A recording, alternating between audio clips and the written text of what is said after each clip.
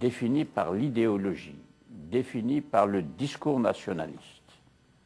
Et puis, il y a le maghrébin.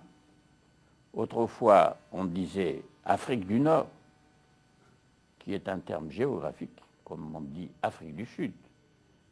Et l'Afrique du Nord a sa personnalité. Et pour définir cette personnalité, il faut se servir de deux disciplines. L'histoire toujours, pour parcourir le passé, et l'anthropologie. Et le public ne connaît pas bien ce que c'est que l'anthropologie, parce que c'est une discipline peu enseignée, et même pas enseignée du tout. Il faut donc dire ce que c'est que l'anthropologie, pour que les gens comprennent.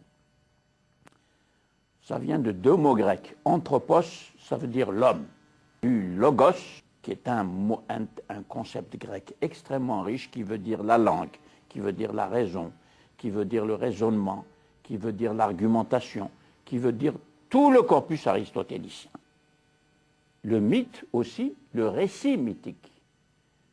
Toutes les cultures ont des récits de fondation de la communauté, de fondation de la nation, de fondation de la mémoire du groupe, pour cimenter les membres du groupe dans une même référence, et cette référence représente des valeurs pour le groupe. Valeurs communes. Et c'est le mythe, c'est ce qu'on appelle le récit mythique qui les instaure. Voilà de quoi s'occupe l'anthropologie. Il faut des valeurs communes pour qu'on puisse définir l'individu au Maghreb. Exactement, exactement. Qui n'existent pas forcément, ou qui existent mais qui ne sont pas utilisés, exploités. Eh bien voilà, faute de science, faute de recherche scientifique. L'anthropologie, je me rappelle au début de l'indépendance algérienne, Mouloud Mamri, nous sommes du même village, je le connaissais très bien, il faisait de l'anthropologie, justement du Maghreb, et en particulier de l'Algérie, et qui dit anthropologie, évidemment, dit berbère, la population berbère, qui est la population première, aussi loin qu'on remonte dans l'histoire du Maghreb, ce sont les berbères qui n'ont même pas leur nom. Ce sont les Romains, quand ils ont occupé le Maghreb, ce que nous appelons aujourd'hui le Maghreb, qui ont donné ce nom à la population de ce grand espace géographique qui s'étend de Benrazi jusqu'au Maroc et de la Méditerranée jusqu'au Niger, la boucle du Niger. C'est tout cet immense espace qui est l'Afrique blanche. Par opposition au Mashrek. Par opposition au Mashrek, c'est autre chose, et par opposition au sud de l'Afrique blanche, où nous avons l'Afrique noire. Enfin, ça, c'est la désignation blanc-noir, c'est une couleur, évidemment, il n'y a aucune espèce de racisme là-dedans, c'est une description de ce que nous voyons, c'est tout. Ça ne met aucune hiérarchie de l'un sur l'autre. C'est des noms sur des endroits. Oui. Donc il faut absolument revenir. Oui, je n'ai pas dit, avec Mamri, on lui a fait toutes sortes de difficultés en disant l'anthropologie est une science coloniale, donc on n'enseigne pas. Inouï. Inouï. Où peut conduire l'idéologie? Ça n'est pas tout à fait fini. La façon dont l'islam fondamentaliste s'enferme dans une identité liée à un islam ritualisé, qui n'a rien à voir avec la culture accumulée dans la pensée islamique, avec les grands penseurs dont j'ai dit la diversité précédemment, tout cela, on ne le connaît pas. On ne s'en occupe pas. Et on fabrique une identité avec des fragments de référence à tout ce que la richesse culturelle et la richesse intellectuelle que couvre le terme islam dans la pensée islamique. Et l'enseignement de la pensée islamique est d'une pauvreté affligeante encore dans tous les pays musulmans.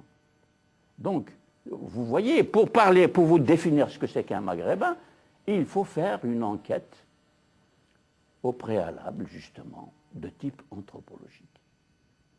Qu'est-ce que c'est que cette population que nous avons? Cette population n'a pas commencé à partir la première apparition des arabo-musulmans, les premiers arabo-musulmans venus de Damas, venus d'Arabie vers l'Afrique du Nord. Il y a toute une histoire romaine, latine. Si vous allez en Libye, vous avez Leptis Magna. En Algérie, nous avons ce que nous appelons Djemila, qui est une ville à la fois romaine et chrétienne. Donc, Saint-Augustin, qui est le premier grand penseur du catholicisme latin, romain, en son temps, et qui nous a laissé une œuvre tout à fait considérable, que l'on cite encore aujourd'hui pour sa pertinence. À Bruxelles, j'étais à Bruxelles la semaine dernière, on a parlé longuement de Saint-Augustin, qui a défini le premier, justement, les différences qui séparent la nouvelle culture fondée sur la foi chrétienne et la culture romaine fondée sur le polythéisme romain. Une analyse formidable, de type intellectuel. Il nous appartient, il a vécu chez nous. Et voilà que j'efface, j'oublie, j'aliène ma mémoire. Pour satisfaire à quoi?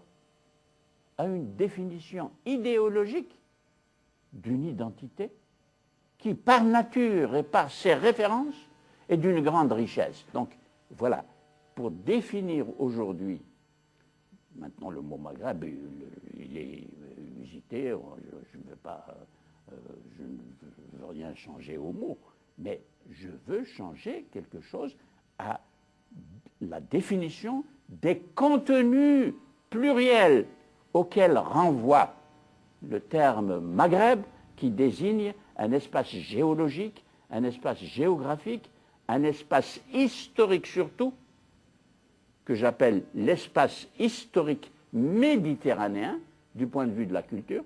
Et cet espace historique méditerranéen comprend l'Iran à l'intérieur, l'Iran, l'Afghanistan, et vous allez jusqu'au Maroc. Cet ensemble-là appartient aux mêmes références anthropologiques culturelles. Culture au sens